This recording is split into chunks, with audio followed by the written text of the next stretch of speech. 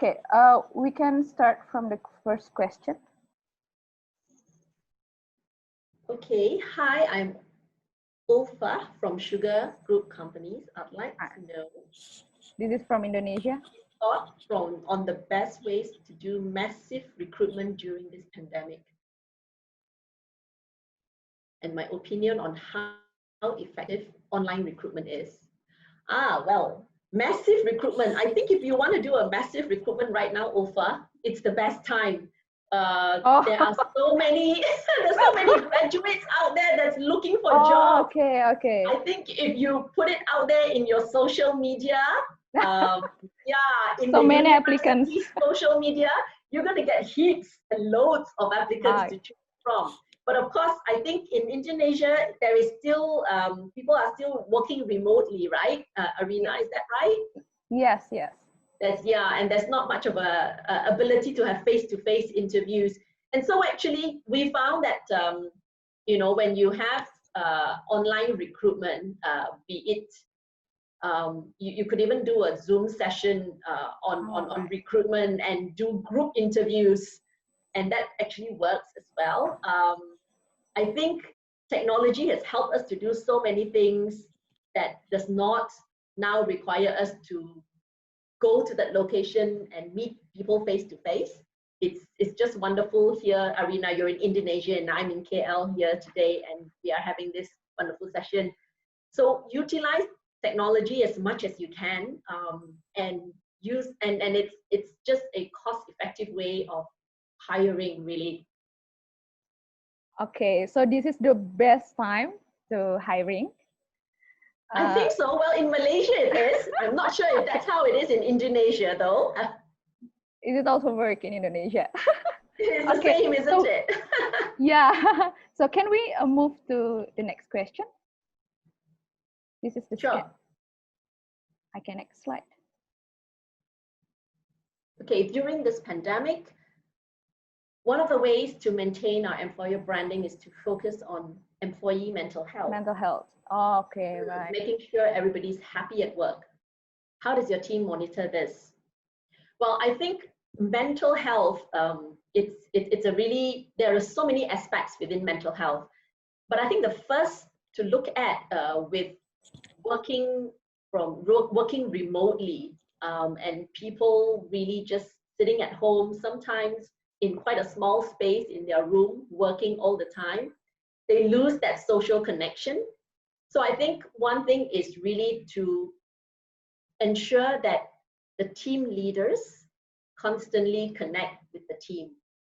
It doesn't have to be work all the time. I mean, you could make it as a, let's have a coffee break virtual session, where then you do not talk about work, but you still see each other and you talk about normal things, that conversations that you could have normally when you go to the pantry, but now you don't have a pantry to go to and talk to your colleagues. You do it online and you set a certain time, say during time, like 3 o'clock in the afternoon, and you just kind of want to take a break. That little Zoom meeting with your team, I think it's nice.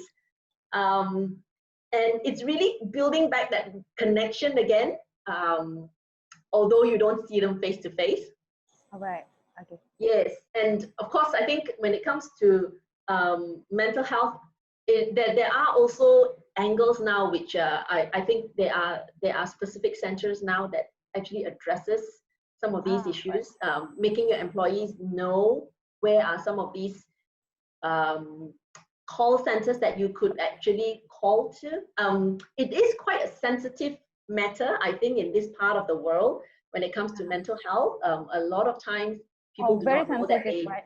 Yes, they don't acknowledge it, or maybe they think there's something wrong, but it's such a societal stigma to step up and acknowledge and deal with it. But it is important, and so having that avenue for them, an independent avenue, to be honest, because I think a lot of times such situations, they may not feel comfortable to speak with people within the organization or their bosses. So it is good to have an independent channel for them to reach out to, that they know that these are kept private, and yet they still get the assistance. Yes, actually, this question is very interesting, but we should move because we just have a short time. Yeah. So I think So the third actually, I question. wanted to invite one of the Yeah. director. She's Yes. Siu Fong. You saw her in the video just now. I would like this was one of this project was very much close to her heart, and I'd like to invite her to come in and also join me in this Q&A because I think she has a lot to share as well. Hi everyone, good evening. Is it good evening now? Yes. Hi, Yes, Vivong. yes. Hi. Yeah, are we sharing on this question? So the next question, Oh, perhaps this is maybe the third Siu Fong, you question. would like to take this? Yeah, I would love to take this. Thanks, Bonnie, for sharing the loads of it. I've been with this project right from the front, I think, for the past few years. Basically, it's about putting puzzles together, one piece by one piece together. And I wanted to add, before I answer this question, we are looking at the journey, not the destination. I must really reiterate this. It's the journey, not the destination. So how could we know that employees have become the firm ambassador and feel proud about the firm? Now that we are already in it, looking and reaping the benefit, I would say that with what you employers or what we employers are able to provide the opportunities as much as possible for your employees, for your colleagues to able to excel themselves while they're in workplace. For example, I give you my example of video in Malaysia case. I have no trouble getting any professional staff to join me on any events or webinars that need their contribution on campus to the students. They are proud to do that. In fact, they say, Siu Fong, it's my pleasure. I'm so privileged. That is one point. I also have colleagues joining our video Toastmasters, and all of them actually goes for aerial competition. And that shows that they are proud to be representing the video Toastmaster. And though they may win or they may not win, they are there to bring our brand out. That is my second thing that I see that they are proud about us. And sports club, we do have a sports club. We call it Sports and Recreational Club. Every year we have our staff, professional or support, who join this club, and they will manage some of the initiatives that you see. For example, the company dinner or their inter-firm games, they will actually manage the sports side. And they are very proud and they are very passionate about it. And I think the last one I wanted to share how I can see this as well. Last year, we started a CSR focus group. And when we say CSR focus group is where we have employees champion for us. CSR activity is from BDO to BDO. What I mean is from BDO employees who select a CSR activity for BDO employee as a whole to join in and pay back to the community. And we have a team of less than 20 people to do that.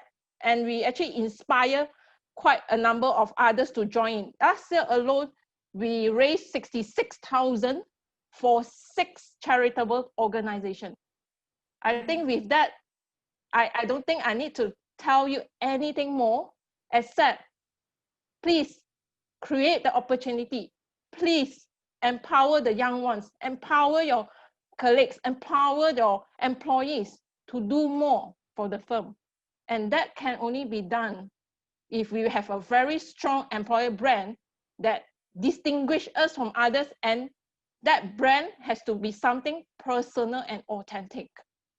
And people will buy in. So I'll leave it back to Arina.